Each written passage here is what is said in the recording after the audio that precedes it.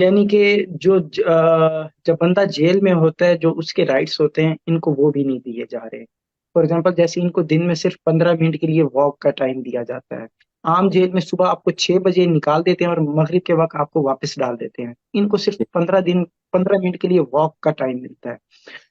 और क्या नाम है, ना किसी से फोन पे बात कर सकते हैं। आम जेल में आपको वो राइट्स मिलते हैं। हमारा ये भी है कि इन बेचारों को कम से कम, जो जेल में आपने जिसको जेल डिक्लेयर किया हुआ है, उसको जेल मैनुअल के मुताबिक तो चलाएं कम से कम।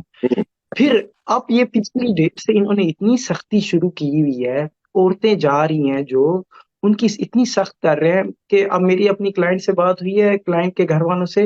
वो औरत कह रही है कि मेरा इन्होंने स्कार्फ उतर, कहते हैं मेरे बालों में हाथ डाल रहे हैं, मेरी क्लिप खोले हैं, कहते हैं मेरे, क्या नाम मर्द, है, मर्द हजरात। कानों में हाथ। नहीं, औरतें ही कर रही हैं चेकिंग, पहले नहीं होता था ये।